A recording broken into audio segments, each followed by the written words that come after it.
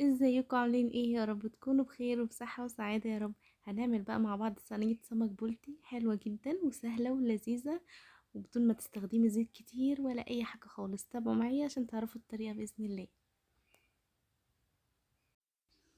ودي التتبيلة بتاعتنا بقى بتاعت السمك. انا فرمة فلفل احمر وفلفل اخضر، وطبعا توم، معلقة توم كبيرة.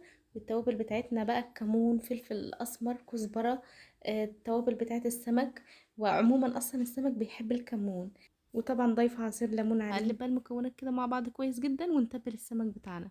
بجد هتعملي صينيه سمك سهله جدا ولذيذه بدون ما تستخدمي بقى زيت ولا الكلام ده خالص. طبعا انا غسل السمك بتاعي كويس جدا ومنضفاه ومصفيه من الميه كويس، وعامله له فتحات كده بقى من على الوش عشان نتبله، التتبيله تدخل في اللحم كده وتبقى طعمه لذيذ.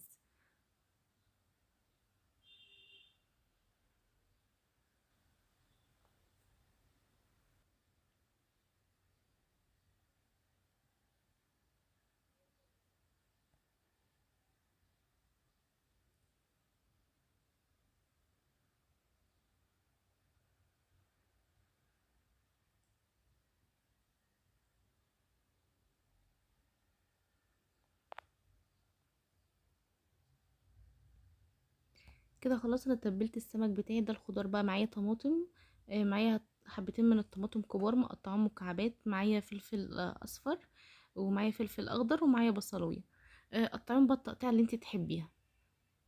دي بقى اللي هنحطها كده تبقى الفرشه بتاعت السمك. بجد بتبقى طعمها حلو جدا وبتدي السمك برضو طعم جميل جدا. ودول بقى معلقتين من التتبيله كده فايضين معايا، هضيفهم بقى على الخضار بتاعنا كده واقلبهم كويس جدا.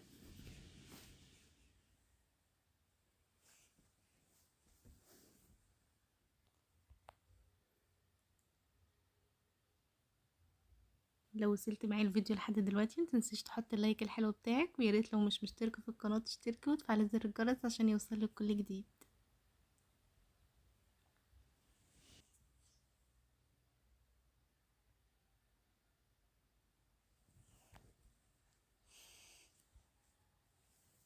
كده خلاص بقى هرص السمك بتاعي كده في الصينيه.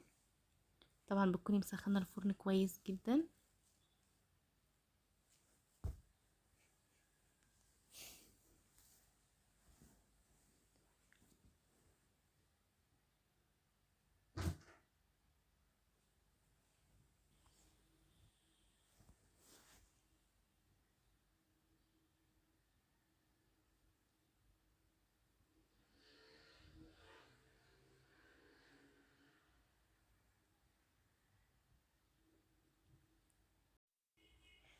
هدي بقى عصره ليمون كده فوق السمك كده بسيطه.